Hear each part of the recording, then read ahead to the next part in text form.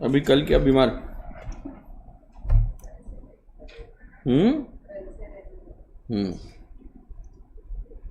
कैसा लग रहा है सुबह सुबह झूठ बोल के लेक्चर के स्टार्ट में?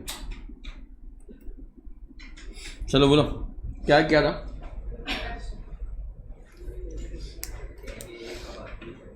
SEZ सुन रहे हो कि नहीं?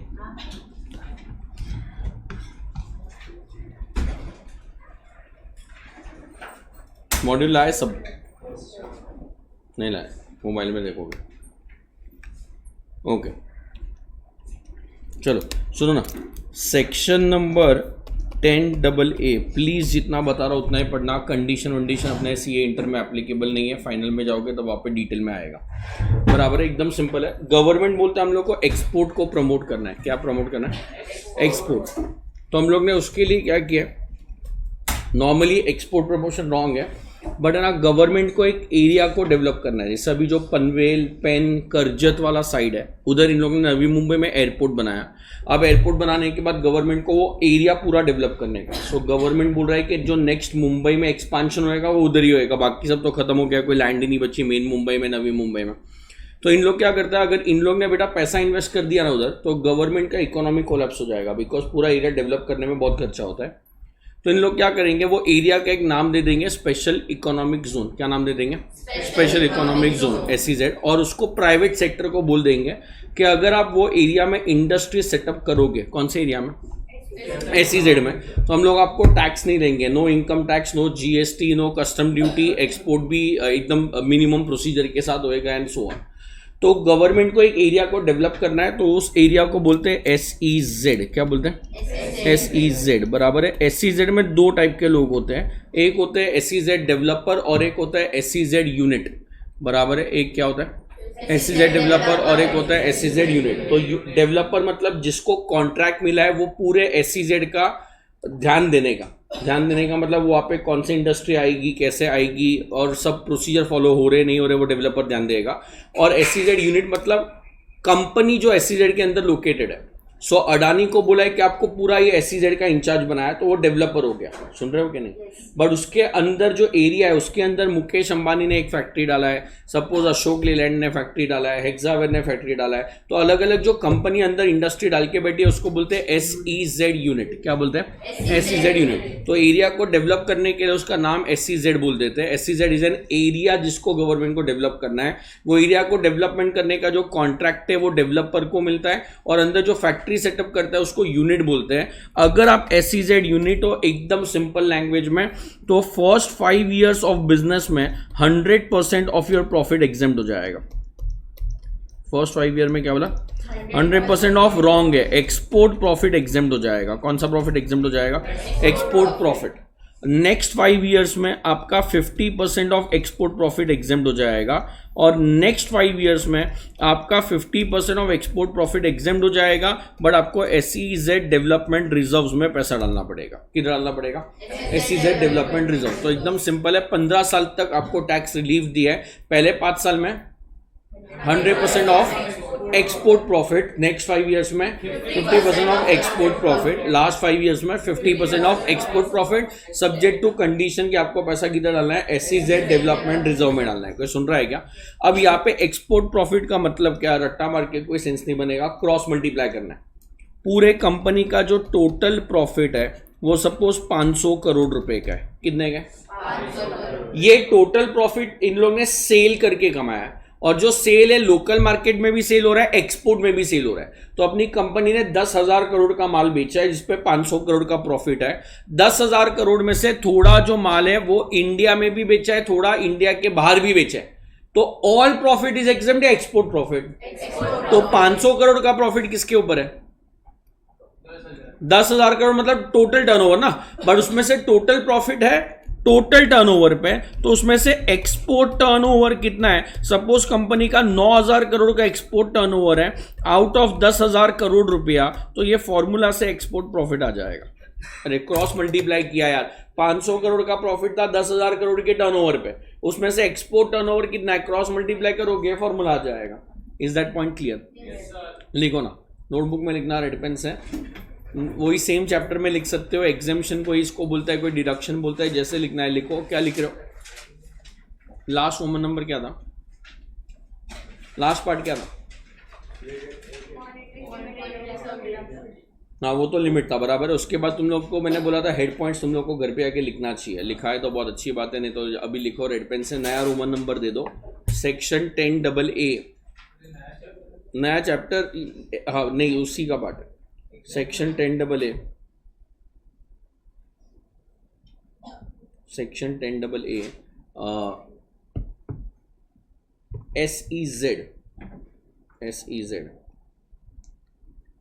SEZ, उसमें लिखो point number 1, an SEZ unit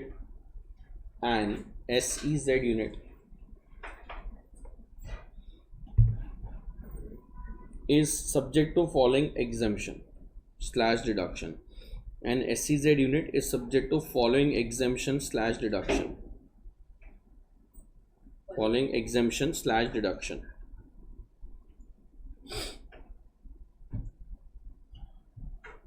लिखा है। नेक्स्ट लाइन पे point number 1, for first 5 years of business, for first 5 years of business, dash करके लिखो रेड पेन से, 100% of export profit, 100% of export profit, 100% of export profit.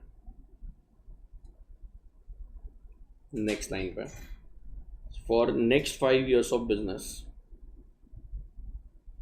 For next 5 years of business, dash करके लिखो। क्या लिखोगे? 50% of export profit, 50% of export profit.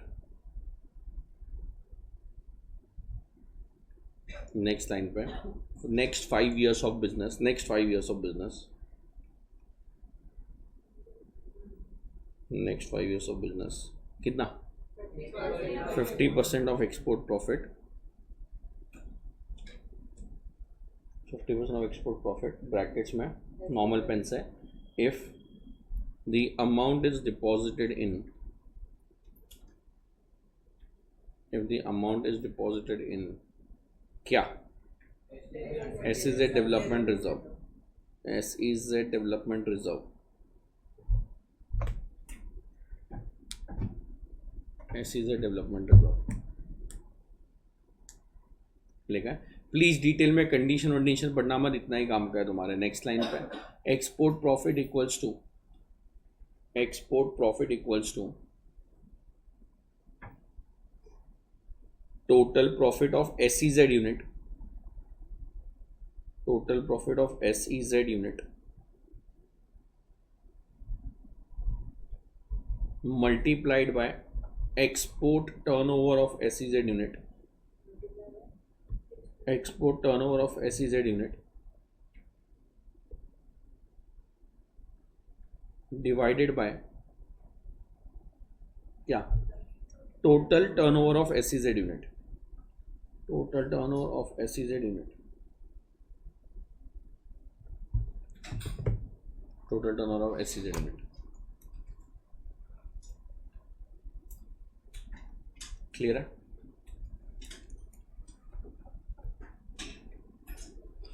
अपने class के text book में एग्जांपल है क्या? क्वेश्चन है क्या? देखो क्लास का टेक्स्ट बुक नहीं है ना,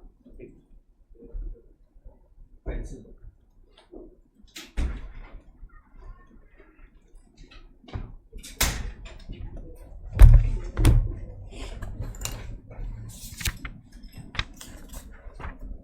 चलो सुन रहे हो तो मेहनत करो यार फटाफट। एग्जाम्पल होएगा तो मैं करा दूंगा आगे नेक्स्ट क्लास में जब भी टेक्स्ट बुक लाएंगे, बराबर है। क्लबिंग ऑफ इनकम एकदम सिंपल है यार लाइफ में। सुन रहे हो तो मेहनत करो। छोटे छोटे चैप्टर मैंने पहले ही बोला था प्लीज रिवीजन चालू कर दो, नहीं तो एंड में कुछ पढ़ के होएगा नहीं। सुन रहे हो कि नहीं यार? बराबर एकदम सिंपल है, प्लीज बोलना। ऑलरेडी आधा चैप्टर हम लोग ने पढ़ लिया है, सिर्फ 2 नए पॉइंट है, हम और टीपी पढ़ाया था क्या? हर टीपी पढ़ाया था ना, बराबर है, बस उसी का थोड़ा सा एक्सटेंशन है बेटा। There are 3 concept in India, पूरे वर्ल्ड में 3 कॉन्सेप्ट है, tax avoidance, tax evasion, tax planning. क्या बोला?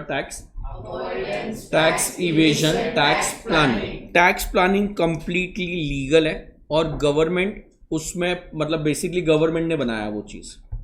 टैक्स इवेजन कंप्लीटली इलीगल है और अगर उसमें पकड़े गए तो फ्रॉड, पेनल्टी, जेल में जाओगे, वो सब अलग होएगा, बराबर है। सो अगर सपोज इनकम टैक्स बोलता है कि SEZ में अगर आप यूनिट खोलोगे तो पहले 5 साल का 100% प्रॉफिट एग्जेम्प्ट है। क्या? पहले 5 साल का 100% प्रॉफिट एग्जेम्प्ट है। सुन रहे हो क्या? तो अगर मैंने SEZ में यूनिट खोला जानबूझ के, तो क्या मैंने कोई फ्रॉड किया? नहीं ना, गवर्नमेंट ने टैक्स बेनिफिट दिया और मैंने उसको यूज किया है। कोई सुन रहा है क्या? सो अगर मैं जानबूझ के, मतलब मेरे पास ऑप्शन था कि मैं SEZ के बाहर भी यूनिट डाल सकता था, SEZ में भी डाल सकता था, मैंने किधर डाला? SEZ में। तो मैंने टैक्स इवेजन किया है, टैक्स प्लानिंग किया है? प्लानिंग किया ना, मुझे बिजनेस चालू करना था, मुझे मालूम है DTA में कोई बेनिफिट नहीं है, बट SEZ में टैक्स नहीं आएगा, तो मैंने SEZ में डाल दिया। इज दिस अ फ्रॉड या यूटिलाइजेशन ऑफ प्रोविजन? तो उसको बोलते हैं टैक्स प्रोविजन। क्या बोलते हैं? Tax provision. फॉर टैक्स कुछ भी प्रोविजन, टैक्स प्लानिंग बोलते हैं। रिपीट नहीं कर रहा है यार बैच, नहीं। मेरे को मालूम है कि 44ADA बोलता है कि अगर आपका बिजनेस एंड प्रोफेशन है और प्रोफेशन में टर्नओवर 50 लाख के नीचे है तो 50% ऑफ योर इनकम हम लोग अज्यूम कर सकता है बिजनेस इनकम है। मतलब अगर बजट सुना तो 24 लाख, अगर मेरा इनकम 24 लाख है तो मुझे टैक्स 0 आएगा। कैसे? 24 लाख रुपया मेरा इनकम है अगर सपोज, तो 50% में 44ADA में ले लूंगा, तो 50% ले लिया तो 12 लाख आ गया ना यार, और 12 लाख पे टैक्स कितना आ रहा है? 0। सुन रहे हो कि नहीं यार? तो गवर्नमेंट बोलता है, अभी मैंने क्या किया, मैंने 44AD के प्रोविजंस को फॉलो किया, तो प्लीज बोलना कोई टैक्स फ्रॉड किया है या गवर्नमेंट का लॉ फॉलो किया है? तो उसको बोलते हैं टैक्स प्लानिंग। क्या बोलते हैं? Tax planning. Tax planning is completely legal. 80C में डिडक्शन लेना, 80D में डिडक्शन लेना, इट इज कंप्लीटली लीगल और वो गवर्नमेंट ने ही बनाया है प्रोविजंस। टैक्स इवेजन इज, मेरा इनकम है 13 लाख रुपया, तो मुझे मालूम है कि स्लैब रेट के ऊपर चला गया। अरे अभी आज के डेट में अपना स्लैब क्या था?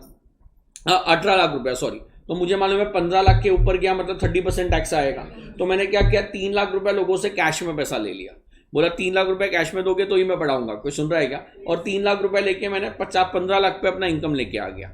रिबेट वो याद है क्या? सरचार्ज कितना होता है? किसके ऊपर आता है? 50 लाख के ऊपर। तो 3 मेन है आज तुम्हारे एग्जाम में। 7 लाख जिसके क्रॉस किया तो रिबेट चला जाता है, 15 लाख जिसको क्रॉस किया तो 30% आ जाता है, 50 लाख जिसको क्रॉस किया तो सरचार्ज आ जाएगा। तो ये 3 लिमिट के आजू बाजू अपन है ना, तो अपन चाहता है कि अपन वो लिमिट के अंदर आ जाए।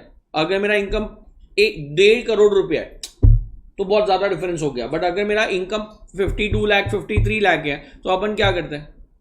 कैश में पैसा लेके 50 लाख के नीचे दे जाते हैं।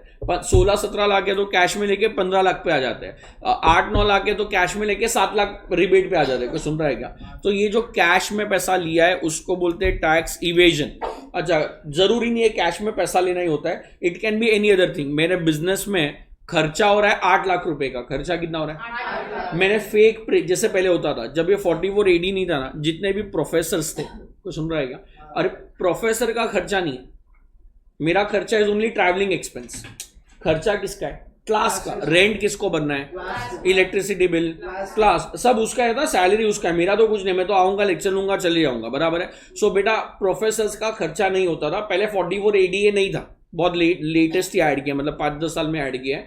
तो जब 44AD नहीं था, हम लोग क्या करते थे? हम लोग जाके जेरोक्स वाले से सेटिंग करते थे कि यार तू 1 लाख का बिल बना के दे। ऐसे 5-6 जेरोक्स वाले से सेटिंग किया तो उन्होंने 5 लाख का अपने को बिल बना के दे दिया। कोई सुन रहा है क्या? अब मेरे को बोलो एज एन असेसिंग ऑफिसर, उसको मैं बोल रहा हूँ कि मैं प्रोफेसर हूं और उसको मेरे P&L डेबिट में दिखाई दे रहा है प्रिंटिंग स्टेशनरी का खर्चा, तो वो डाउट करेगा क्या फ्रॉड है?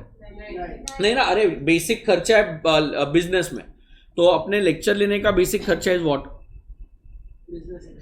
सो रहा था कोई, बुरी तरह पकड़ा गया, बराबर प्रिंटिंग एंड स्टेशनरी। तो अगर प्रिंटिंग एंड स्टेशनरी का मैं 5 लाख का फेक बिल भी बनाऊं तो भी कोई पकड़ने वाला नहीं है। तो अगर मैंने फेक बिल बना के एक्सपेंस क्लेम किया तो टैक्स इवेजन हो गया। क्या हो गया?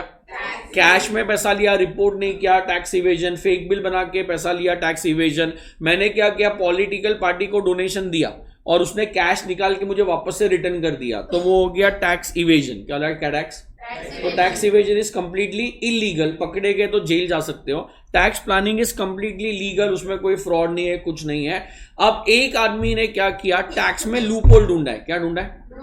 और वो लूप होल का फायदा उठा के वो टैक्स बचा रहा है। फॉर एग्जाम्पल, कैपिटल गेन में पागल सीएस में पढ़ा था, गिफ्ट पे कोई टैक्स नहीं आता है। अदर सोर्सेज में पढ़ा था, गिफ्ट अगर रिलेटेड पार्टी से मिला तो एग्जेम्प्ट होता है। सो अगर मैंने अपना घर जिससे रेंट मुझे मिल रहा था, टैक्स मुझे आ रहा था, मैंने अगर अपनी बीवी को ट्रांसफर किया तो मेरे को कैपिटल गेन आने वाला नहीं है। मेरी बीवी को गिफ्ट रिलेटेड से मिला तो उसको गिफ्ट पे टैक्स आने वाला नहीं है। मैंने लीगली महाराष्ट्र में स्टैंप ड्यूटी भर के अपनी प्रॉपर्टी को मेरी वाइफ को गिफ्ट में दिया, गिफ्ट डीड एग्जीक्यूट किया, गिफ्ट डीड रजिस्टर्ड भी करवाया। क्या एग्जीक्यूट किया और रजिस्टर भी करवाया बकायदा। प्रॉपर्टी लीगल ओनर मेरी वाइफ हो गई, ना मुझे कैपिटल गेन्स आया ना उसको अदर सोर्सेज आया। अरे बोलो यार, सुन रहे हो कि नहीं? और क्या किया फिर? आज ओनर कौन बन गई है? वाइफ। रेंट किसको मिलेगा? वाइफ। समझो वाइफ का इनकम 7 लाख के नीचे था, रेंट 7 लाख है, तो मैं बोल सकता हूं उसको रिबेट के बाद टैक्स 0 आ जाएगा। सुन रहे हो क्या? तो मुझे 7 लाख मिलता तो 30% टैक्स आता, उसको 7 लाख पे टैक्स कितना आ रहा है? 0। तो मैं बोल सकता हूँ टैक्स बच गया। अरे बोलो यार, ये मैंने इलीगल काम किया है लीगल? लीगल ना, डॉक्यूमेंट है, अपन ने डीड साइन किया है, स्टैम्प ड्यूटी पे किया है, लीगली कैपिटल गेन्स नहीं आ रहा है, लीगली गिफ्ट पे टैक्स नहीं आ रहा है, तो लीगली मैंने टैक्स में एक लूप होल ढूंढ के इसको टैक्स को बचाया है। उसको बोलते हैं टैक्स अवॉइडेंस। क्या बोलते हैं? टैक्स अवॉइडेंस इज लीगल और illegal? Legal, but it is using the loophole of law. क्या? Using the loophole of law. तो गवर्नमेंट को जिधर जिधर लूप होल दिखाई दिया ना, गवर्नमेंट ने उसको बंद कर दिया, उसको बोलते हैं क्लबिंग ऑफ इनकम। उसका एक एग्जांपल है क्लबिंग ऑफ इनकम। एक एग्जांपल क्या है? Clubbing of income. तो लोग अपना टैक्स बचा रहे थे टैक्स में लूप होल ढूंढ के, तो जैसे जैसे लूप होल मिले उन लोग ने एक एक प्रोविजन बना दिया, उसको बोलते हैं सार, स्पेसिफिक एंटी अवॉइडेंस रूल्स। क्या बोला? Specific anti avoidance rule. उसका एक एग्जांपल है क्लबिंग, ट्रांसफर प्राइसिंग, ऐसे और भी एग्जांपल है, but one of the example is clubbing. कितना पॉइंट समझेगा? पढ़ो ना प्लीज। टेक्स्ट मॉड्यूल लाए हो तो मॉड्यूल ओपन करो, नहीं समझेगा तो बोलना। मिल रहा है कि नहीं यार? क्या अलग ही लोग है, बोलता ही नहीं है कोई क्लास में यार। कौन से पेज पे मिल रहा है यार? पेज नंबर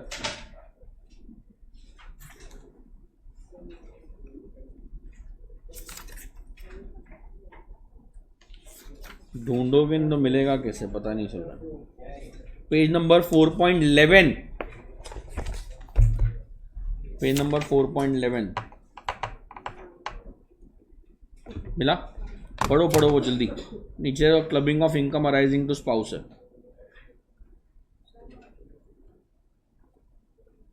4.11 पेज पे 3.2।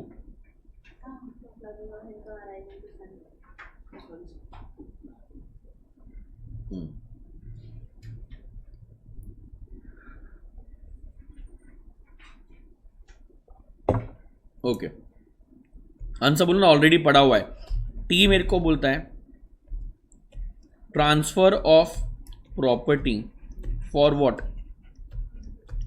इन एडुक्वेट कंसिडरेशन। क्या बोला? इन मतलब या तो आपने फ्री में दिया है या तो फिर आप लोगों ने पैसा लेके दिया है, बट पैसा जो है फेयर मार्केट वैल्यू या स्टैम्प ड्यूटी वैल्यू से कम लिया है। किससे कम लिया है?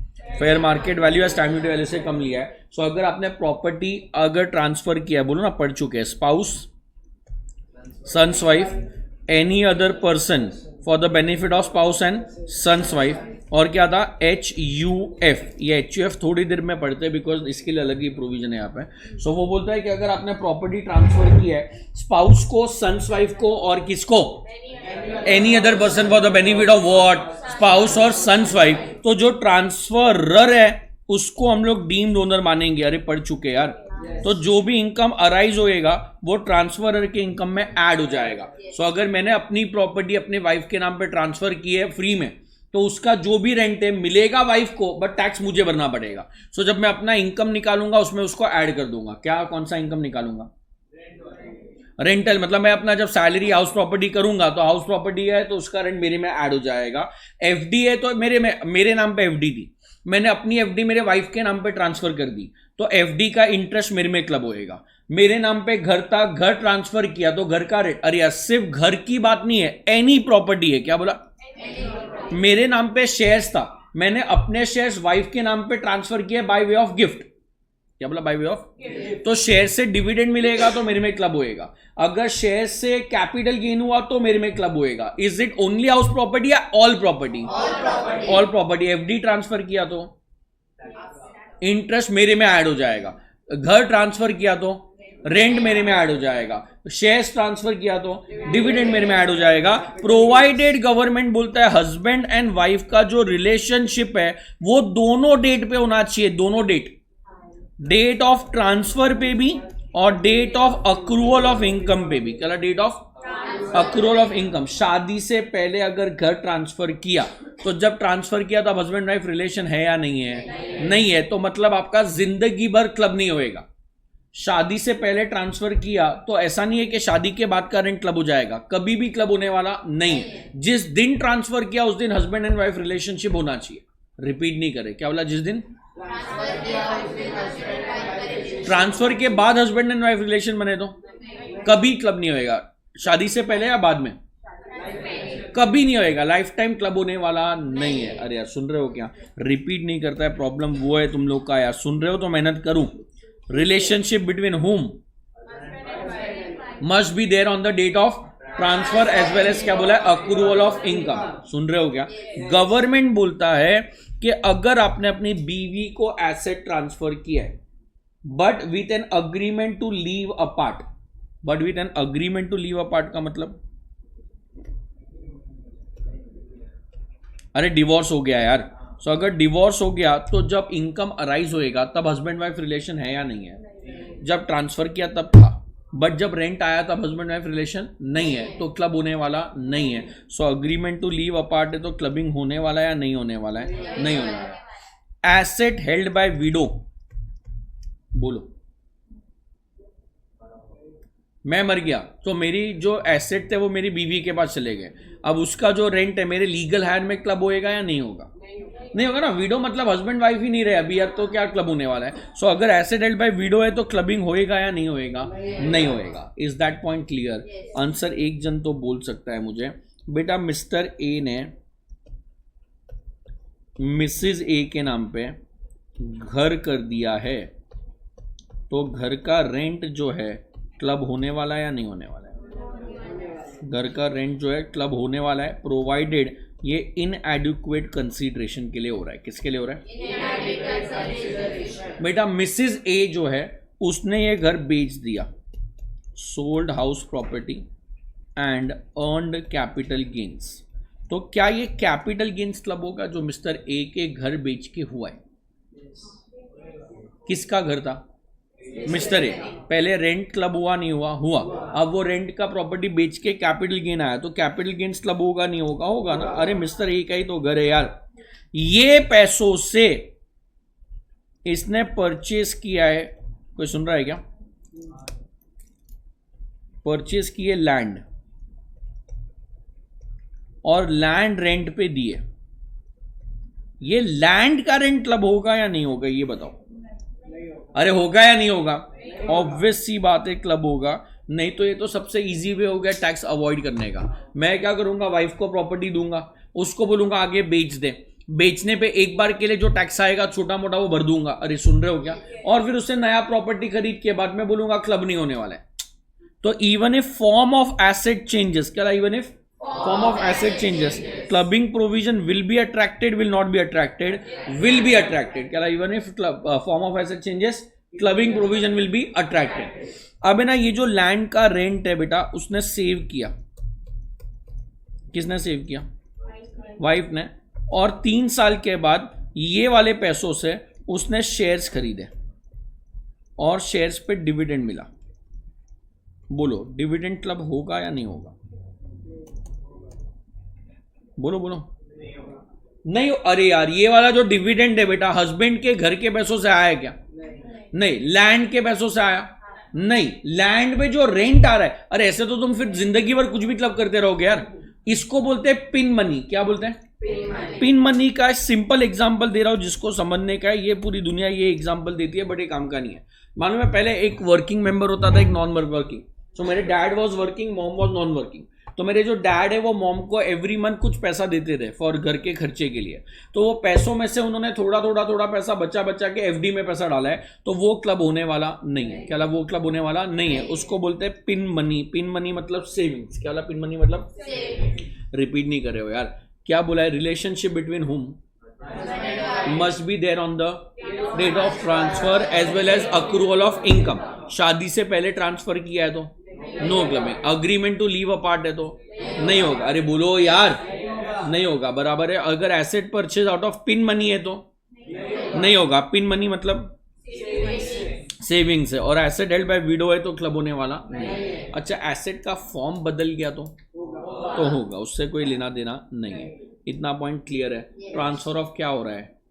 प्रॉपर्टी। हाउस प्रॉपर्टी नहीं, property can be building, land, goodwill, shares, कुछ भी हो सकता है। टू स्पाउस है, सन्स वाइफ है, any other person for the benefit of spouse और सन्स वाइफ है, तो क्लबिंग अट्रैक्ट होने वाला है नहीं होने वाला? होने वाला है। कोई सुन रहा है क्या? एकदम सिंपल है, बोल तो नहीं, अभी तक चैप्टर खत्म हो जाता मेरा। रिपीट नहीं कर रहा है, प्रॉब्लम वो है। मिस्टर ए जो है वो मेंबर है एचयूएफ का। उसने क्या किया है, जो एचयूएफ का वो मेंबर है ना, वो एचयूएफ को उसने घर ट्रांसफर किया है। क्या ट्रांसफर किया? घर इज जस्ट एन एग्जाम्पल यार। It can be gold, debenture, bond, कुछ भी हो सकता है। इसने घर ट्रांसफर किया है, और ये जो ट्रांसफर किया है is for इनएडिक्वेट consideration. Is for क्या बोला है?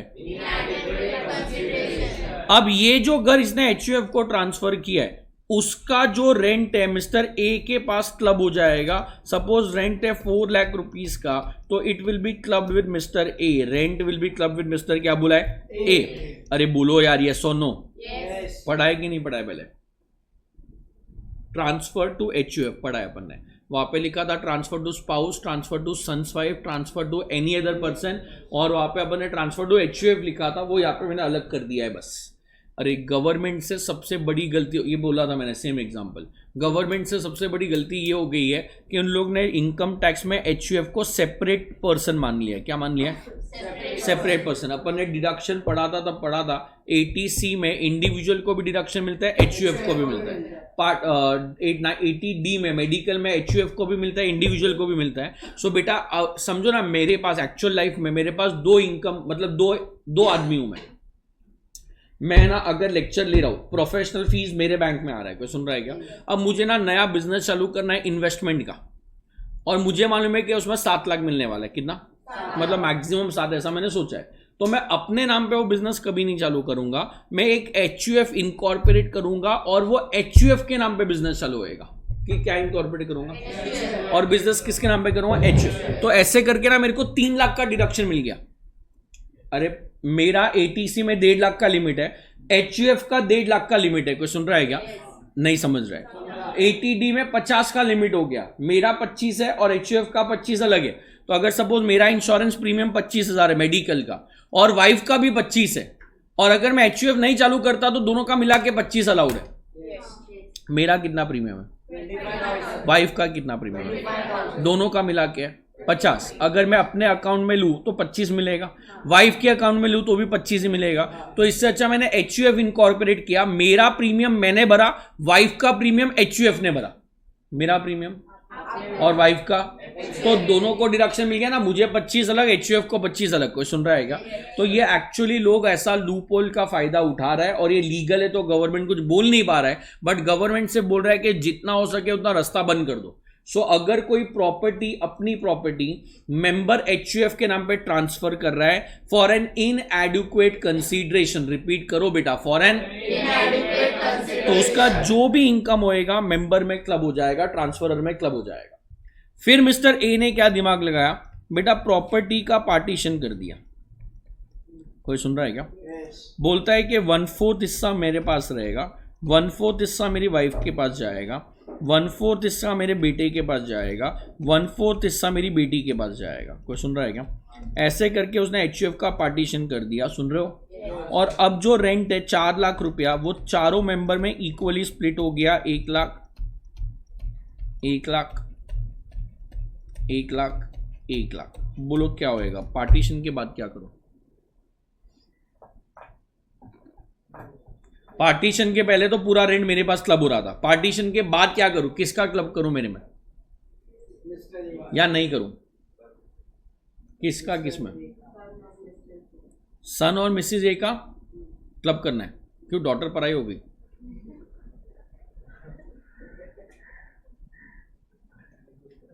क्यों डॉटर क्यों नहीं बोला आपने? क्या हो गया आपके अंदर के फेमिनिज्म को?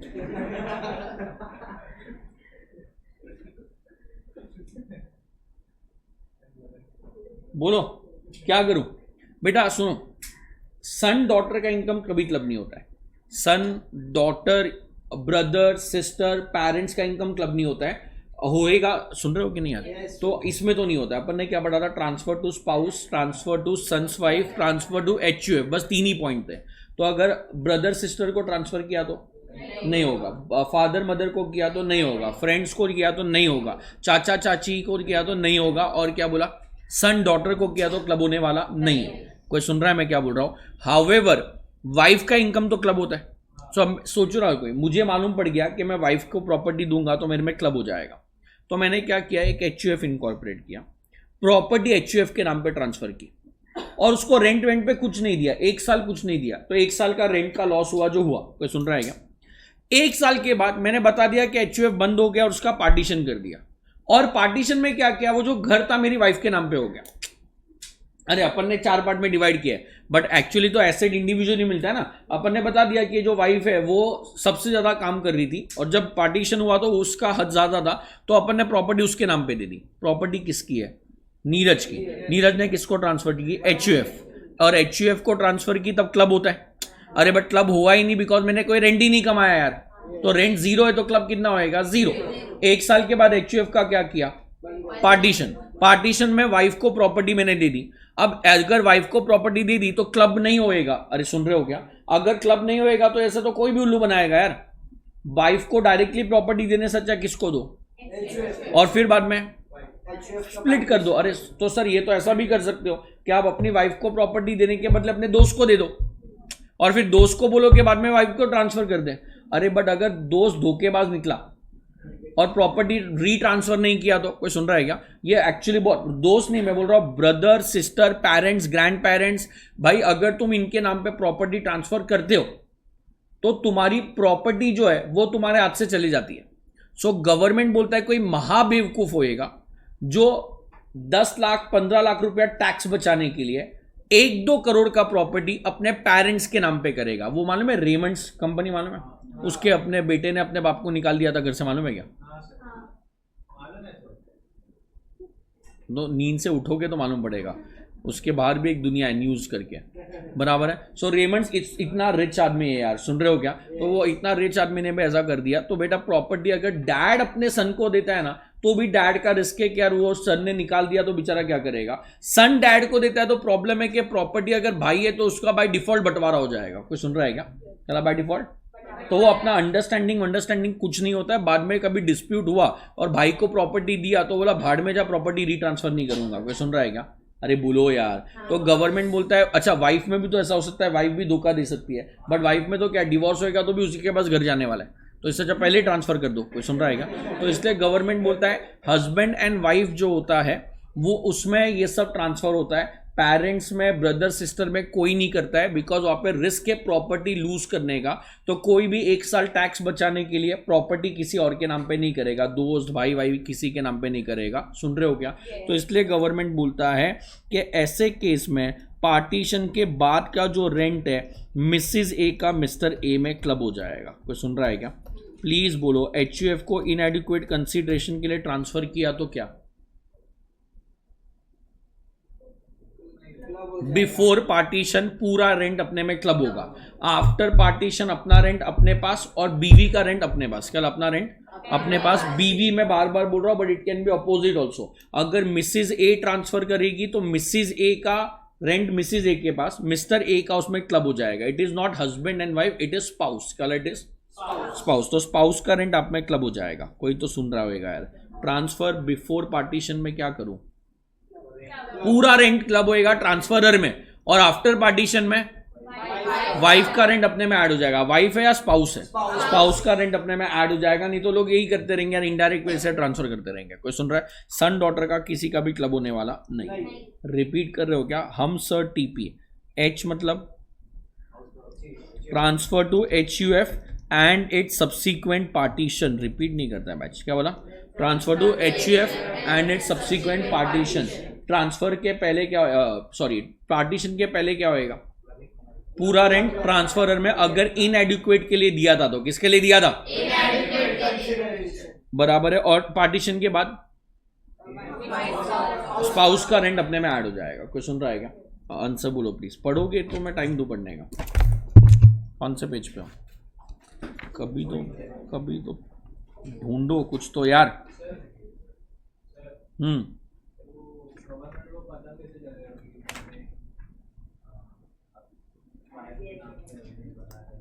क्या बनाया वो? बिकॉज तू जब स्टैम्प ड्यूटी भरता है तो पैन उधर जाता है तेरा। जैसे तेरा पैन जाएगा गवर्नमेंट को इमीडिएटली मालूम पड़ जाएगा। मिल रहा है कि नहीं यार? क्यों नहीं मिलता है पता नहीं, कैसे पास होंगे एग्जाम। पेज नंबर 4.8 है, मिला? 4.8 पे नीचे देखो ना, इनकम अराइजिंग ऑफ स्पाउस है। मिल रहा है क्या? पढ़ो प्लीज, पढ़ो।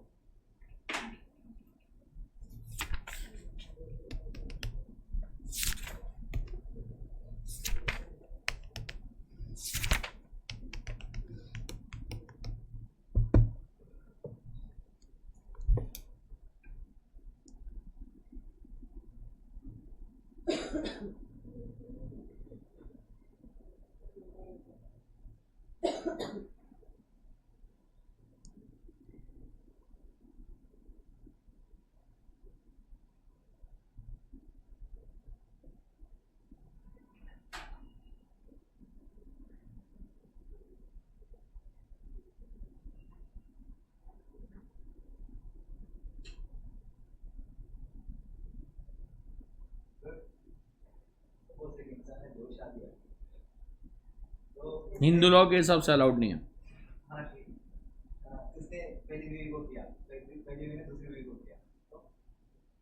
क्या घर मैंने फर्स्ट वाइफ को ट्रांसफर किया तो second first wife second wife को कभी नहीं देगी? पागल है क्या? कैसे देगी? तो सोच तो सही।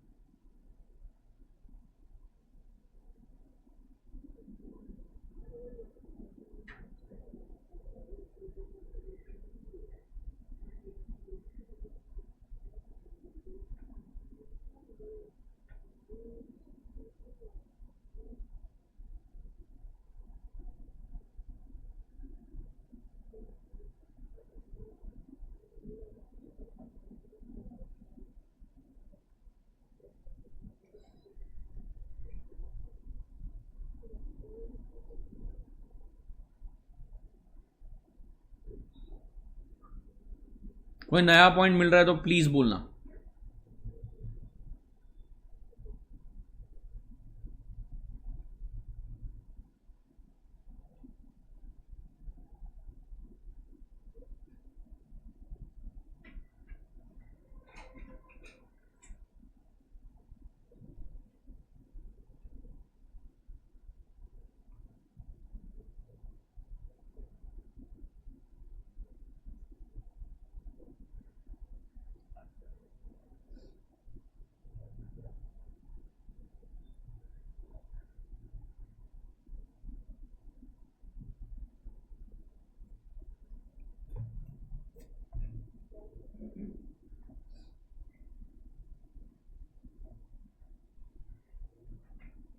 जेन्युइनली पढ़ के बोलना कोई नया पॉइंट मिल रहा है तो। पढ़ा? जिन लोग का हो गया है 4.18 है, पढ़ो प्लीज।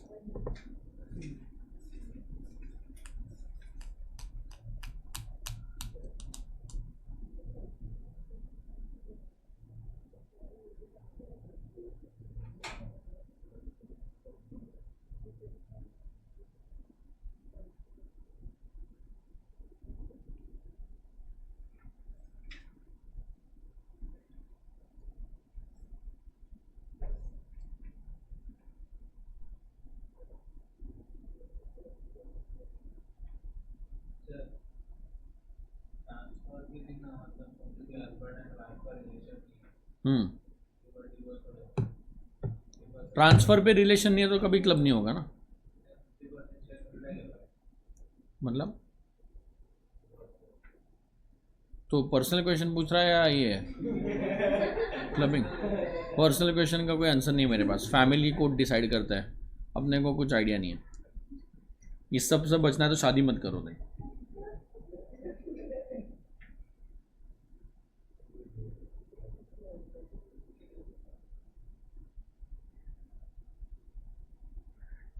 फोर 4.18 पे HUF है मिला। पढ़ रहे हो कि नहीं यार? पढ़ लिया है क्या? कोई डाउट है कि नहीं है? पढ़ाई नहीं तो डाउट कहाँ से आएगा? झूठ, मैंने खुद ने मेरा पढ़ाया नहीं है 2-3 चीज़ को। ये HUF वाला कॉपी करना बेटा, ये एग्जाम्पल कॉपी करना है तो करो, नहीं करोगे तो भी चलेगा, समझ गया तो मत करो।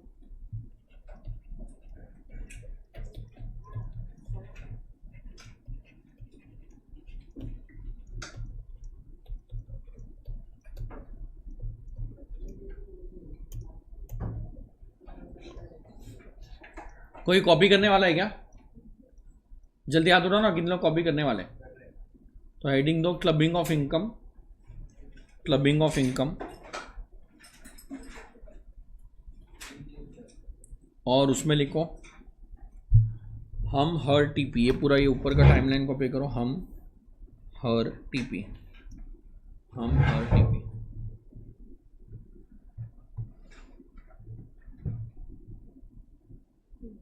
लिखा है, एक लाइन छोड़ के लिखना, transfer to HUF and its subsequent partition, transfer to HUF and its subsequent partition, transfer to HUF and its subsequent partition लिखा है। वहां से 2 एरो बनाओ,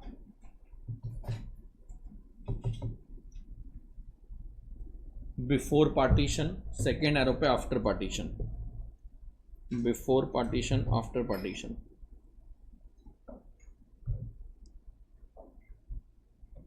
बिफोर पार्टीशन में लिखो, क्या लिखोगे? हाँ, इनकम फ्रॉम प्रॉपर्टी ट्रांसफर्ड,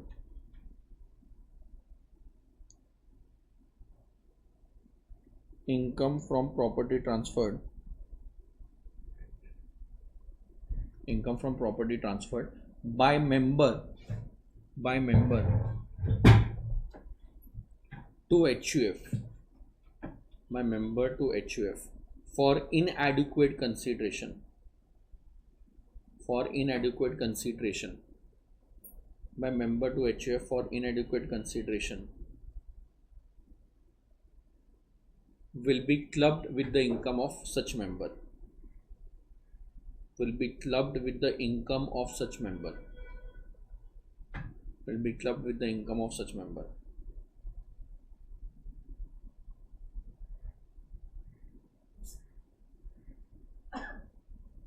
ठीक है, सेकेंड एरो पे क्या लिख रहे हो?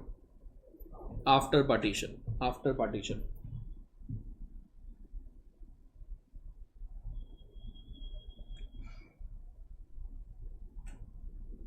उसके नीचे लिखना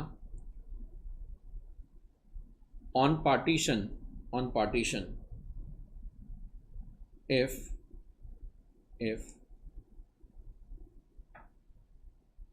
property originally transferred by the member, if property originally transferred by the member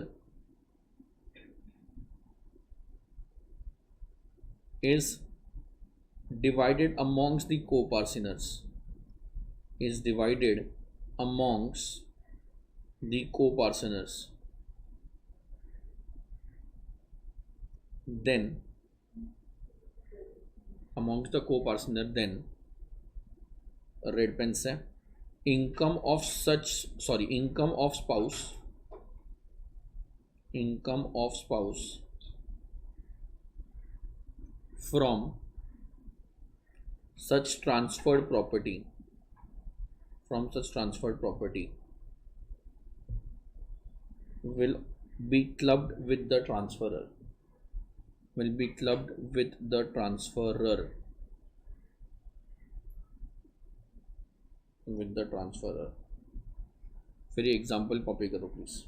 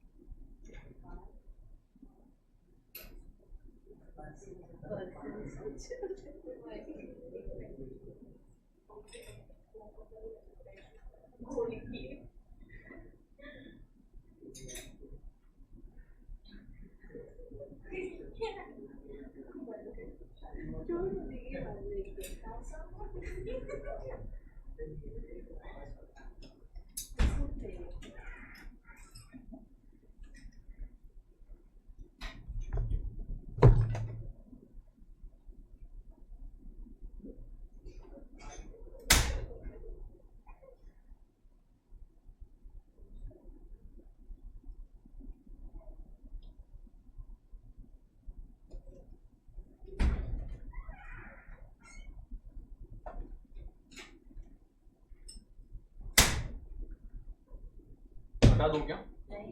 यहाँ सिर्फ एक घर के लिए ही है क्या ये प्रोविजन? इट इज, घर इज एन एग्जाम्पल लिख दो यहाँ पे प्लीज, एग्जाम्पल है. गोल्ड डिबेंचर एफडी सब हो सकता है.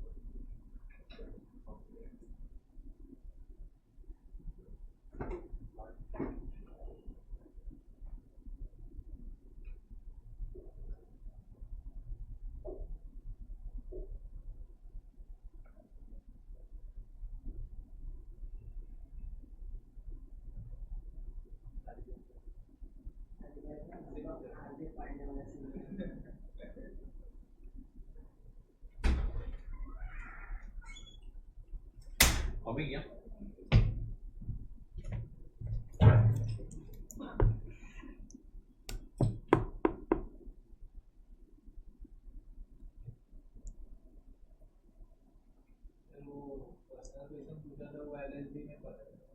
किसमें? एलएलबी में? हाँ, एलएलबी एलएलएम में मालूम पड़ेगा. वो भी पर्सनल लॉ करना पड़ेगा, फैमिली लॉ. तो एक सिर्फ एक शादी के लिए तो पूरा लॉ कर लेगा.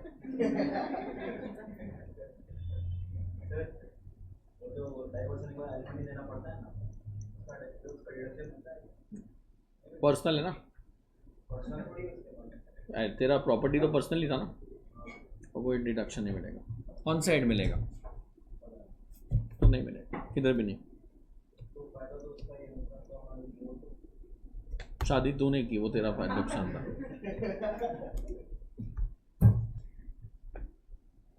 हटा दूं?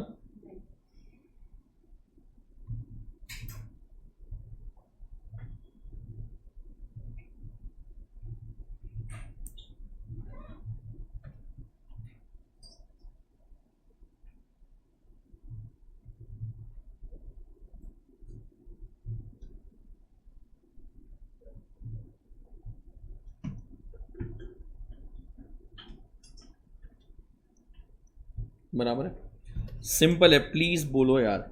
मुझे मालूम है कि अगर मैंने अपनी प्रॉपर्टी वाइफ को ट्रांसफर की तो मेरे को इनकम पे टैक्स भरना पड़ेगा, क्लबिंग हो जाएगा, कोई फायदा नहीं हो रहा है। सो लोगों ने क्या किया, लोगों ने अपना इनकम माइनर चाइल्ड को ट्रांसफर कर दिया। किसको ट्रांसफर कर दिया? Minor child. तो अभी अब जैसे सपोज मुझे सैलरी मिलने वाला था, मैंने बोला माइनर चाइल्ड के बैंक में डाल दो, तो क्लास वालों को बोला कि मेरे को पैसा देने के बदले मेरे चाइल्ड के नाम पे कर दो, कोई सुन रहेगा? या फिर मैंने अपनी प्रॉपर्टी माइनर, बिकॉज वहाँ पे लिखा था ना कि सन को ट्रांसफर किया तो क्लब नहीं होएगा, डॉटर को किया तो नहीं क्लब होएगा, तो मैंने माइनर चाइल्ड को ट्रांसफर किया। किसको? Minor child. और क्लब नहीं होएगा मतलब अपना तो फायदा हो गया। सो प्लीज बोलना, लॉ में पढ़ा होएगा कहीं ना कहीं, तो माइनर का साथ जो अग्रीमेंट होता है that is what void ab initio, मतलब ऐसा मानते हैं कि minor is not competent to enter into a contract. क्या minor is not competent to enter into a contract. So जो माइनर के साथ जो एग्रीमेंट है, गवर्नमेंट बोलता है, हम लोग ये अज्यूम करता है कि माइनर के पास इतना दिमाग नहीं है वो एग्रीमेंट समझने का।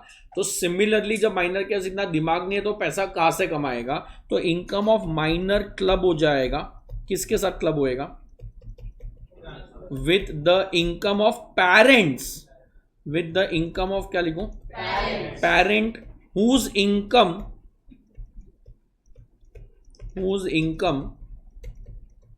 before clubbing is higher, whose income क्या बोला है?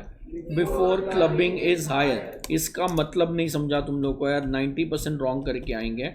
बराबर है, अगर फादर ने अपनी प्रॉपर्टी अपने माइनर चाइल्ड के नाम पे ट्रांसफर कर दी है, किसने? फादर ने, और उससे रेंट मिल रहा है माइनर को, टैक्स फादर भरेगा जरूरी नहीं है, फादर का भी इनकम निकालेंगे टोटल इनकम माइनर की इनकम को हटा के, मदर का भी इनकम निकालेंगे टोटल इनकम माइनर की इनकम को हटा के। फादर और मदर जिसका इनकम हायर रहेगा उसमें वो रेंट क्लब होएगा। नहीं समझा? ट्रांसफरर में क्लब होएगा ऐसा रूल नहीं है। किस में क्लब होएगा? Income of parents whose income before clubbing is higher, whose income before clubbing is higher. तो अगर मैंने अपनी प्रॉपर्टी वाइफ को दी है तो मेरे में ही क्लब होएगा, बट मैंने अपनी प्रॉपर्टी माइनर चाइल्ड को दी है तो मेरे में क्लब नहीं होएगा। इट कैन बी मेरे में भी हो सकता है, वाइफ में भी हो सकता है, जिसका इनकम क्या है? Higher. Higher before what? Clubbing income of minor. क्या क्लबिंग इनकम ऑफ क्या बोला है? माइनर। इतना पॉइंट समझेगा?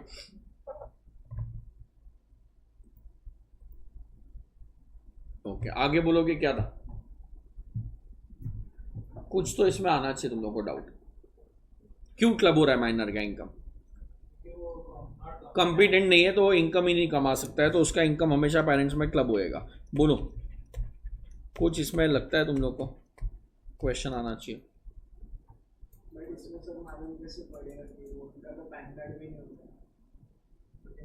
क्यों? माइनर का पैन होता है बिंदास, माइनर का पैन होता है।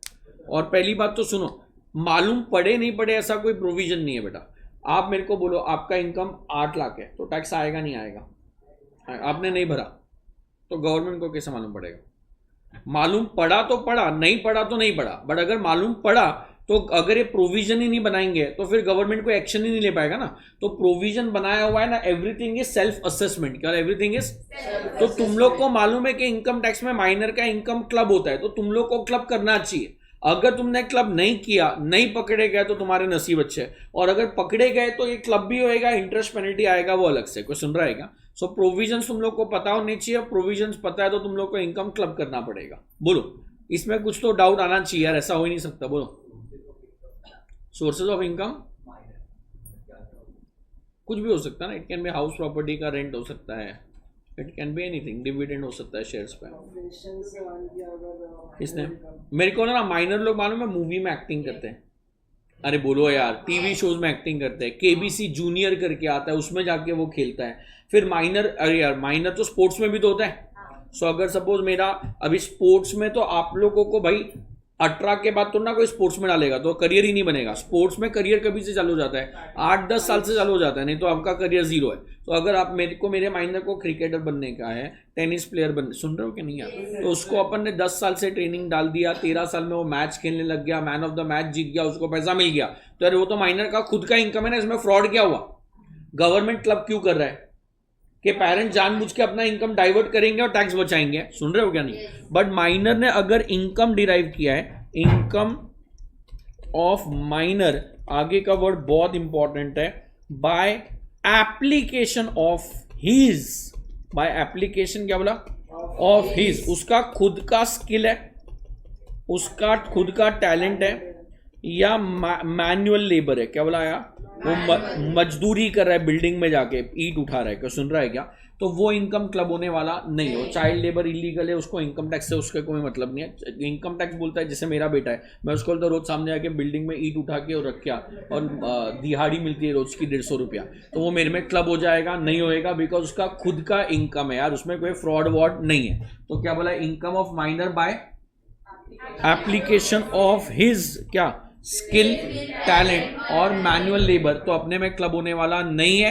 बिकॉज ये उसका खुद के पैसा उसने अपने आप से कमाया। सो जो केबीसी में माइनर जीत रहा है, जो डांस कंपटीशन में माइनर जीत रहा है, वो उन लोग का स्किल टैलेंट है, तो क्लब होने वाला नहीं है। तो क्या बोला, क्लब होने वाला नहीं है। इतना पॉइंट समझता है। इट कैन बी एनी, मतलब ऑफिसर को तुमको प्रूव करना है, बस सिंपल है। क्या ऑफिसर को, अगर मेरा सपोज माइनर है, वो शेयर ट्रेडिंग से पैसा कमा रहा है, शेयर ट्रेडिंग से पैसा कमा रहा है, और अपने को इनकम टैक्स ने नोटिस भेज दिया कि तेरे माइनर का इनकम तेरे में क्लब क्यों नहीं हो रहा है, और अगर मैंने प्रूव कर दिया कि शेयर मार्केट में ट्रेडिंग वो अपने खुद के स्किल टैलेंट से कर रहा है, तो वो क्लब होने वाला नहीं है। क्या क्लब होने वाला नहीं है। इसमें पैसा किसने, अरे यार मैंने इनिशियल कैपिटल दिया मेरे माइनर को यार, बोला ये 5 लाख रुपया ले और तू शेयर ट्रेडिंग कर, तुझे शौक है, तो उसने शेयर ट्रेडिंग किया, तो क्लब नहीं होगा। यहाँ पे ट्रांसफर का रूल नहीं है यार, ट्रांसफर किया तो क्लब होगा, ऐसा कोई रूल नहीं है। कोई भी इनकम जो माइनर कमा रहा है, वेदर अपन ने ट्रांसफर किया नहीं किया, डज नॉट मैटर, वो हमेशा क्लब होने वाला है। क्या कोई भी इनकम जो माइनर कमा रहा है, बोल नहीं रहे यार, कोई भी इनकम जो माइनर कमा रहा है वो किस में क्लब होएगा, पेरेंट्स में, जिसका इनकम हायर है, बट अगर इनकम उसने खुद के स्किल टैलेंट या मैनुअल लेबर से कमाया तो क्लब होने वाला नहीं है। अच्छा, मेरा जो माइनर है वो केबीसी में गया और 1 करोड़ रुपए जीत के आया, तो 1 करोड़ रुपया क्लब होगा या नहीं होगा, नहीं होगा। तो 1 crore is tax free. Income tax में एज का कोई मतलब नहीं है। अगर 5 साल का बच्चा भी इनकम कमा रहा है तो टैक्स तो भरना पड़ेगा, कोई सुन रहा है क्या। तो माइनर का इनकम टैक्स फ्री, ऐसा कोई लॉ एप्लीकेबल नहीं है। इनकम पे टैक्स तो आने वाला है, बट माइनर खुद भरेगा, रिपीट नहीं करे, माइनर खुद भरेगा। आंसर बोलोगे क्या, आंसर बोलो ना प्लीज। माइनर केबीसी में 1 करोड़ रुपया जीत के आया, तो क्या उसका इनकम पेरेंट्स में क्लब होगा, नहीं। अब वो 1 करोड़ रुपया एफडी में इन्वेस्ट किया और एफडी से इंटरेस्ट मिला, तो वो इंटरेस्ट क्लब होगा। कोई सुन रहा है मैं क्या बोल रहा हूं। अगर 1 करोड़ रुपया घर में इन्वेस्ट किया, घर से रेंट मिला, तो घर का रेंट क्लब होगा। 1 करोड़ रुपया शेयर्स में इन्वेस्ट किया, शेयर से डिविडेंड मिला, तो डिविडेंड क्लब होगा। कोई सुन रहा है क्या। जो प्रिंसिपल अमाउंट है वो क्लब नहीं होएगा। अगर वो पैसा इन्वेस्ट करके और पैसा कमाया तो क्लब हो जाएगा। रिपीट ही नहीं करे, क्या वो पैसा और पैसा कमाया तो क्लब। अब वो लॉ रॉन्ग है। अरे मेरे को बोलो, एक आदमी माइनर 1 करोड़ रुपया जीता, 1 करोड़ जीतने के बाद उसने सेविंग्स बैंक अकाउंट में पैसा रखा है, उधर तो रखेगा ना, चेक नहीं तो डालेगा किधर। सेविंग बैंक पे इंटरेस्ट मिला, तो क्या सेविंग बैंक का इंटरेस्ट क्लब होगा, होगा। अरे बट ये अनफेयर हो गया ना यार, ये बेसिक इनकम तो क्लब नहीं करना चाहिए।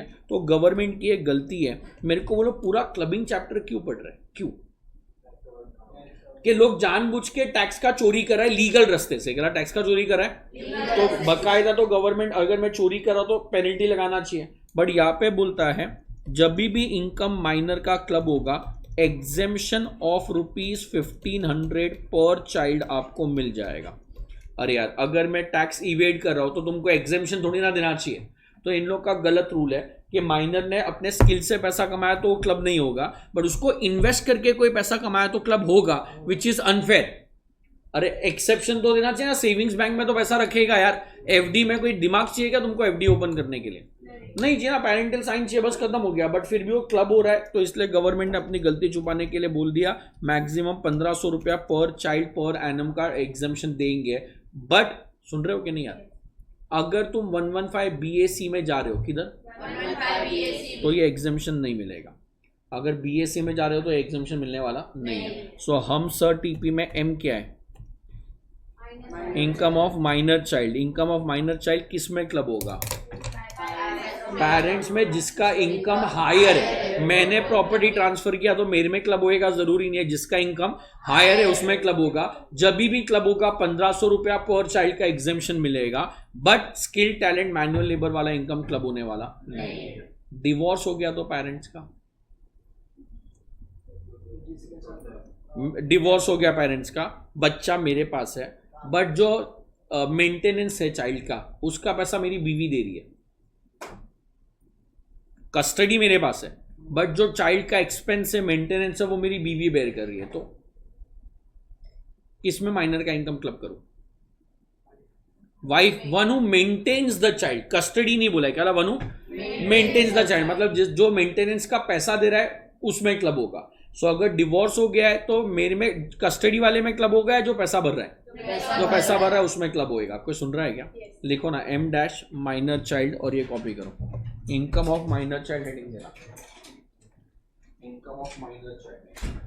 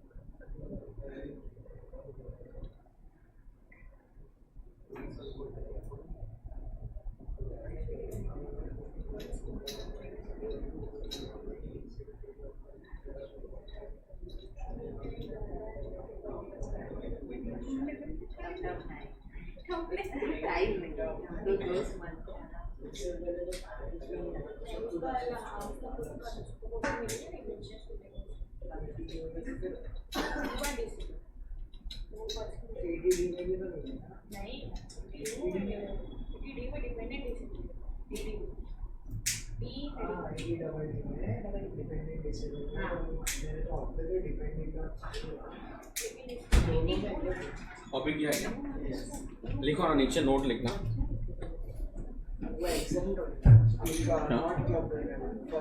हाँ, फर्स्ट वाले के नीचे लिखो नो क्लबिंग। फर्स्ट वाले के नीचे लिखो नो क्लबिंग, नीचे नोट लिखना। If minor is deriving income, if minor is deriving income by application of a skill and talent, by application of a skill and talent,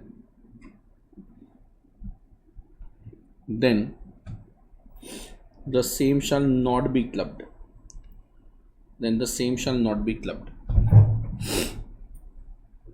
However,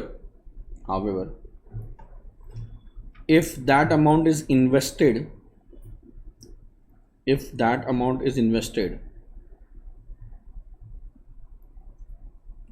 say in FD, say मतलब सिर्फ example होता है, say in FD, if that income is invested, say in FD, then income from such investment,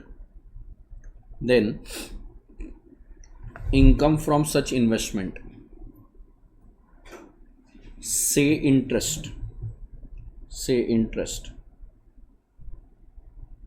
will be clubbed with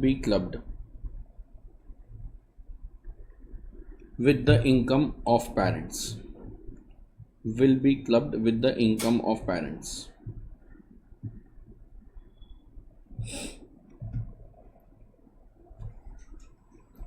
लिखा। Note number 2, if the parents are separated, if the parents are separated, then income will be clubbed with the income of parent. Income will be clubbed with the income of parent. With the income of parent whose क्या who लिखो, whose नहीं, ऐसे हटा दो, who maintains the child, who maintains the child, who maintains the child.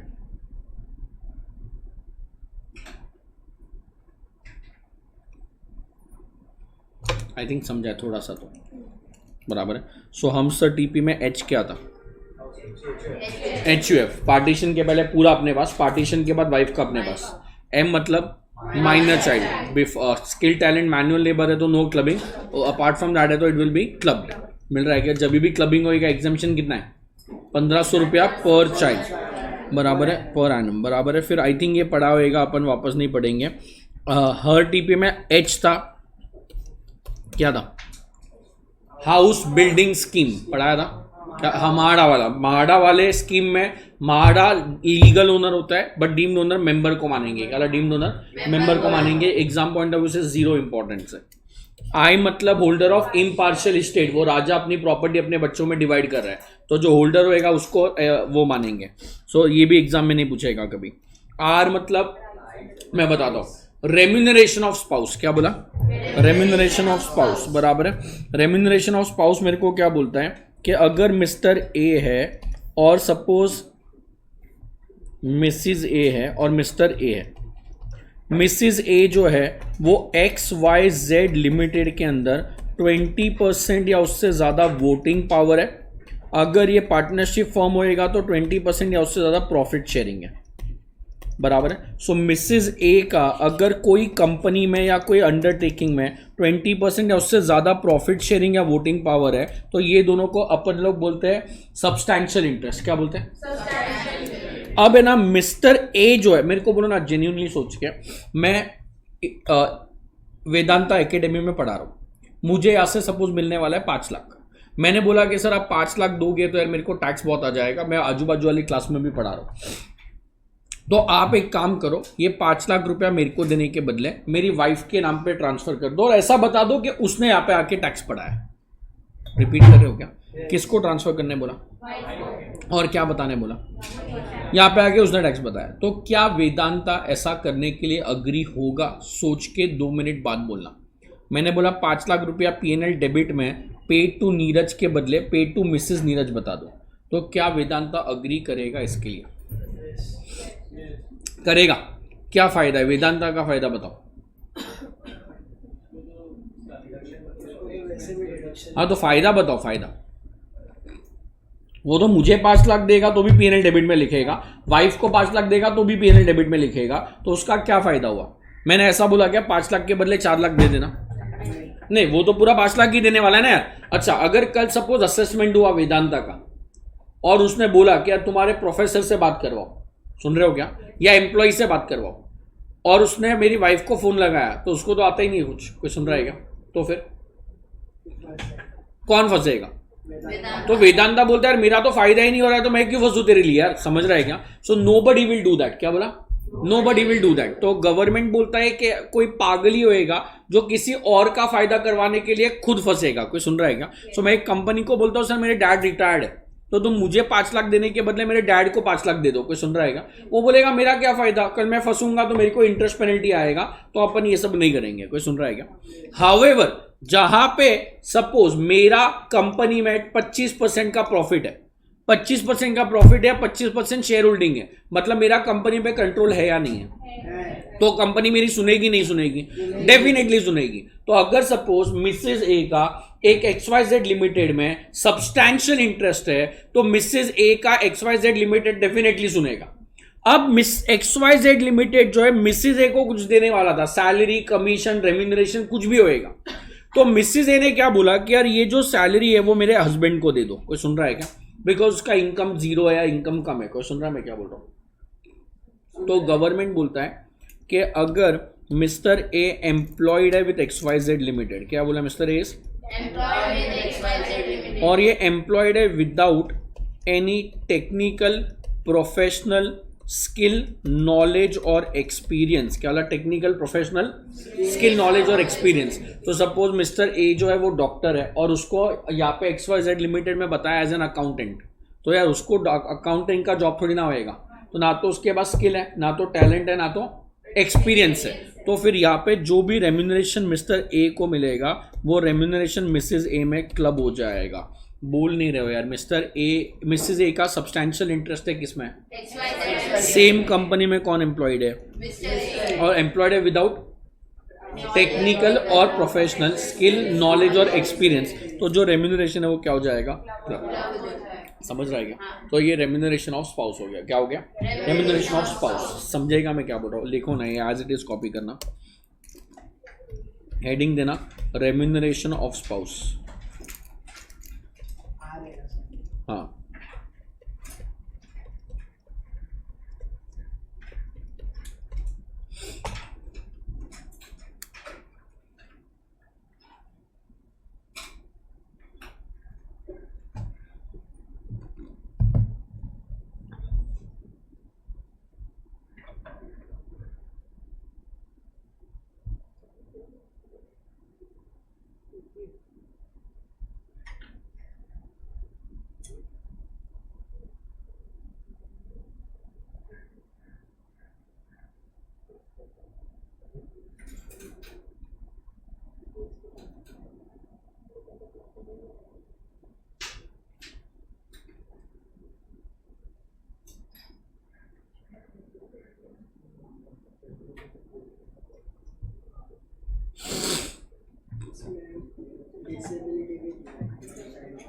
हाँ लिख सकते हो, वहाँ पे लिखना ना प्लीज, जो माइनर लिखा था अपन ने लेफ्ट हैंड साइड पे लिखना, उसमें स्किल टैलेंट मैनुअल लेबर था, और वहाँ पे एक लिख सकते हो माइनर हैंडीकैप चाइल्ड, वहाँ पे you can add minor handicap child, left hand side पे हैंडीकैप चाइल्ड का क्लबिंग नहीं होएगा, माइनर हैंडीकैप चाइल्ड। अब वो मैरिड हट गया, वो पुराना लॉ है, माइनर हैंडीकैप अभी का लॉ है, वो बराबर है।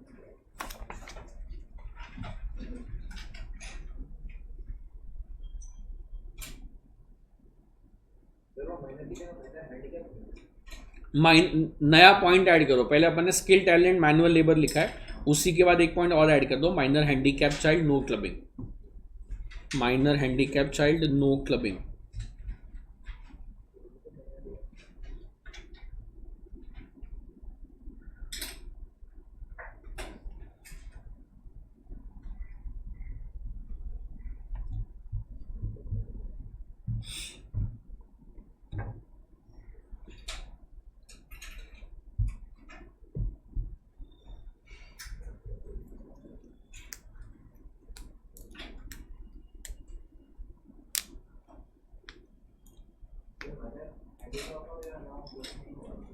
माइनर हैंडीकैप चाइल्ड का इनकम क्लब नहीं होता है, नॉर्मली माइनर का इनकम क्लब होता है ना पेरेंट्स में, बट हैंडीकैप्ड है तो नहीं होएगा वैसा। वीपी इज वोटिंग पावर,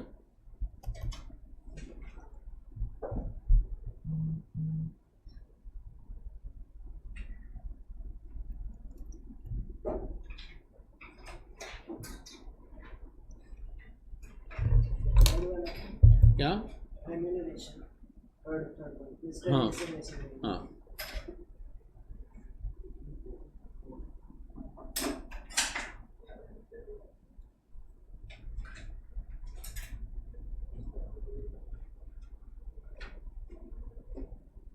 हटा दूँ, समझा? सुन रहे हो कि नहीं? आंसर बोलो ना। अगर मैं अपनी बीवी को प्रॉपर्टी दूँ तो क्लब हो जाएगा, रेंट क्लब हो जाएगा।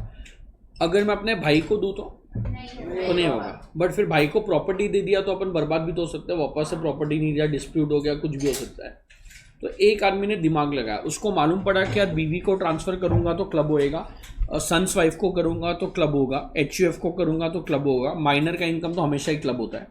तो उस आदमी ने क्या किया, अपने भाई को प्रॉपर्टी नहीं दिया, प्रॉपर्टी मेरे नाम पे ही है, रेंट एग्रीमेंट में टेनेंट को बोल दिया कि जो रेंट है वो मेरे भाई के बैंक में डिपॉजिट कर देना। प्रॉपर्टी किसके नाम पे? नीरज के नाम पे, बट प्रॉपर्टी का जो रेंट अग्रीमेंट है उसमें क्या बता दिया, रेंट भाई को देना। एफडी मेरे नाम पे, बट बैंक को डायरेक्शन दे दिया कि एफडी का इंटरेस्ट भाई के बैंक में डाल देना। कोई सुन रहा है क्या? सो एफडी किसके नाम पे, बट इंटरेस्ट किसको मिल रहा है, भाई को। सुन रहे हो क्या?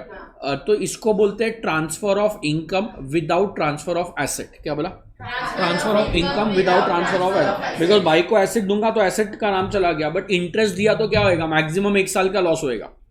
कोई सुन रहा है क्या? सो क्लब होना चाहिए नहीं होना चाहिए?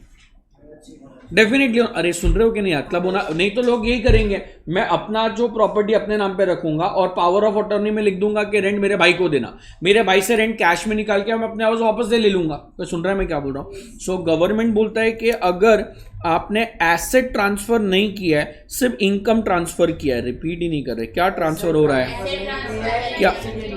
हाँ, so if there is a transfer of income without the transfer of asset, क्या transfer of income without transfer of asset, तो क्लबिंग होने वाला है नहीं होने वाला है? होने वाला है। तो जो इनकम है वो आप में क्लब हो जाएगा। अगर भाई के नाम पे घर दे देता और घर का रेंट होता तो फिर क्लब नहीं होता।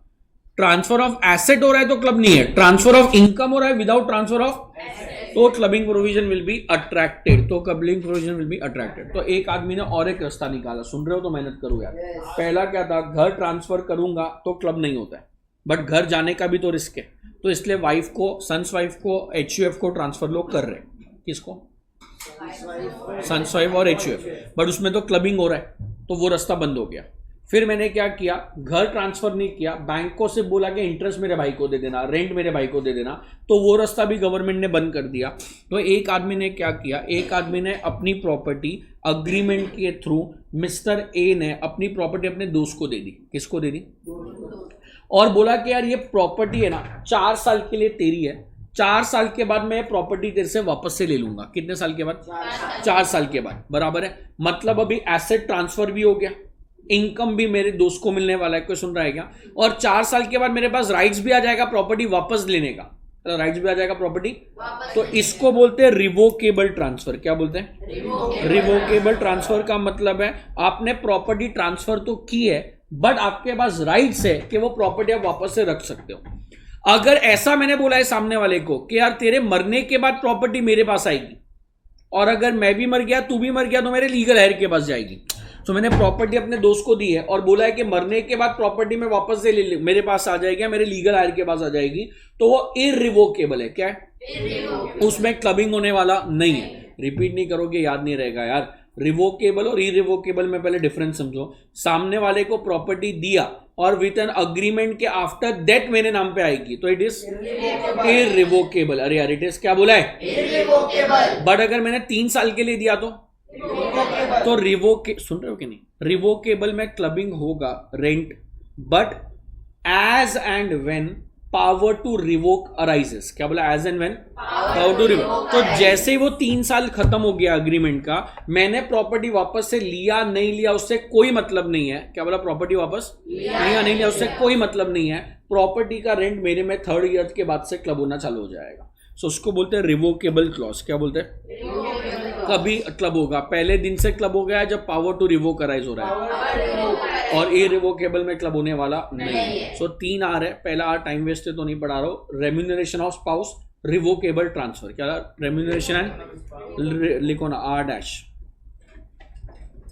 Transfer of property to any person, transfer of property to any person, transfer of property to any person under वहां से 2 एरो या AB करके देखो, whatever, under red pen से revocable clause, revocable clause, second arrow पे irrevocable clause, revocable clause, irrevocable clause. लिखा? Revocable में dash करके लिखो, income will be clubbed, income will be clubbed, red pen से,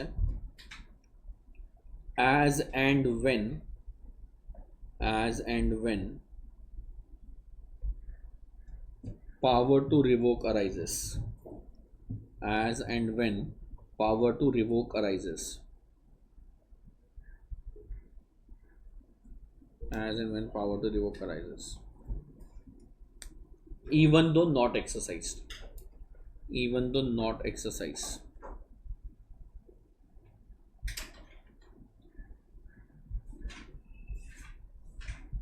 सेकेंड एरो पे या B point में इरिवोकेबल में, that is property can be revoked, that is property can be revoked only after the death of transferee, only after the death of transferee,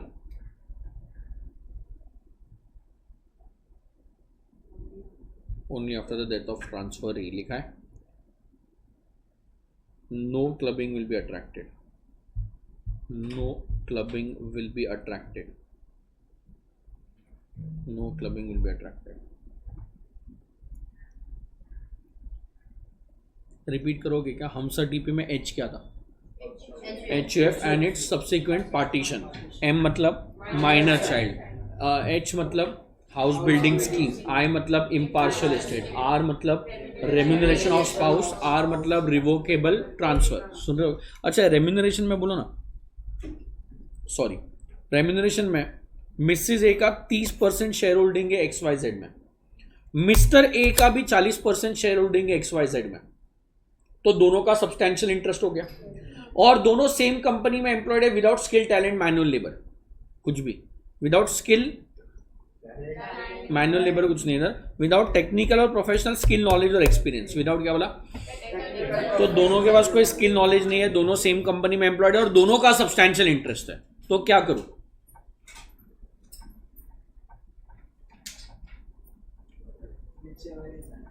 क्या? What is whichever is higher? नहीं नहीं, तो government का फायदा 40-30% भी नहीं है. गवर्नमेंट का फायदा है क्लब करने में जिसका इनकम हायर है. अरे इनकम हायर है तो टैक्स ज्यादा मिलेगा या परसेंटेज हायर है तो टैक्स ज्यादा मिलेगा?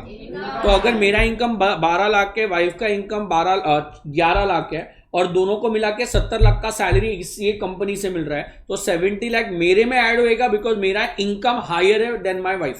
सो अगर दोनों का सब्सटैंशियल इंटरेस्ट है, सेम कंसर्न, कोई सोने वाला है मुझे लग रहा है बस अभी 1 मिनट में. बोला कैसे? एक बार ये बाहर जाए और 10 सेकेंड का बस झपकी ले लूं, पावर नैप. रिपीट नहीं करे यार. क्या बोला? दोनों का सब्सटैंशियल इंटरेस्ट है सेम कंसर्न में और दोनों सेम ही कंपनी में एम्प्लॉयड है, तो फिर जिसका इनकम हायर है उसमें क्लब हो जाएगा. कोई सुन रहा है क्या? नोट लिख दो ना, मैं लिखाना भूल गया. नोट लिखना इधर ही. If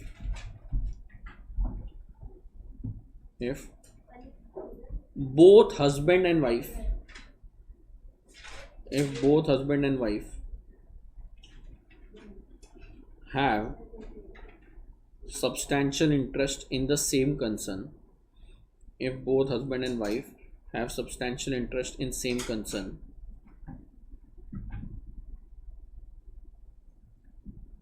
and are employed in the same concern and are employed without any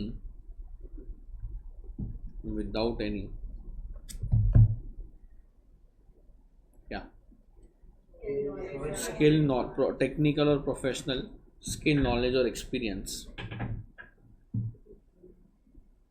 without any skill, knowledge और क्या लिखा है? experience, then both will be clubbed, then both income will be clubbed with a person whose income is higher before such clubbing, with a person whose income is higher before such clubbing.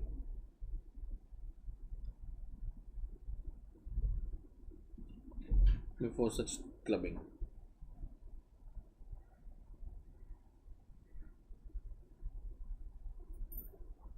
बराबर है. आगे बोलो यार. Are मतलब क्या था? Remuneration. Are मतलब क्या था? Revocable transfer.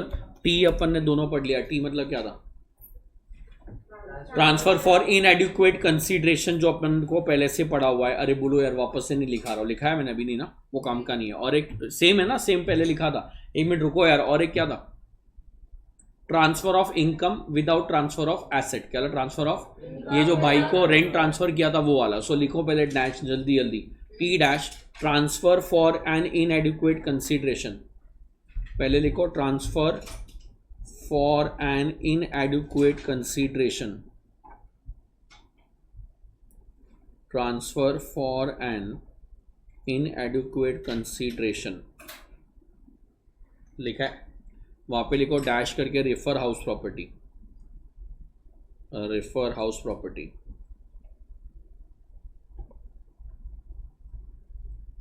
Refer house property लिखा है। अरे बोलो यार, बट नीचे नेक्स्ट लाइन पे नोट लिखो, नोट लिखना, no clubbing, sorry, no clubbing provision will be attracted, no clubbing provision will be attracted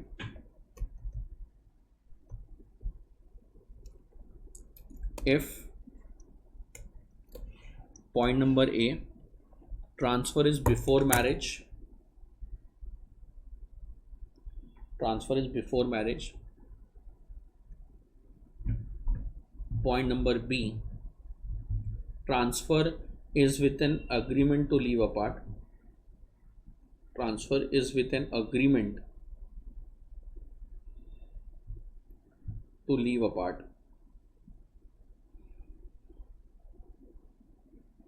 And point number C क्या था, asset held by widow, asset held by widow.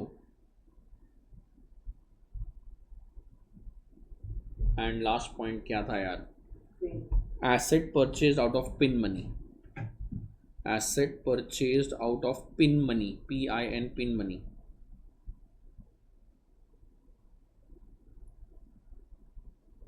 लिखा है। और ये exam note number 2, note number 2, even if a red pen से form of asset changes, even if form of asset changes, clubbing provision will be attracted, clubbing provision will be attracted, will be attracted।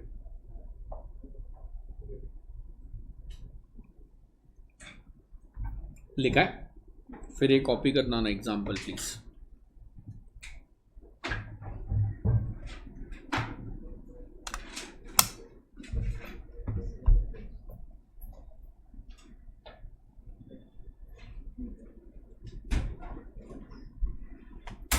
Next lecture है क्या तुम्हारा, कौन सा है, accounts ही है ना भाई, अकाउंट्स और टैक्स ही बचा है तुम्हारी लाइफ में।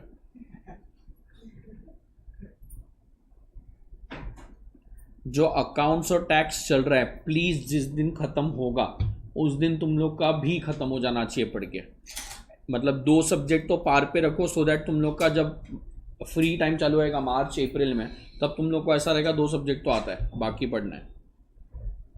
टेस्ट हो रहा है क्या क्लास में, देते हो क्या तुम लोग, होता है तो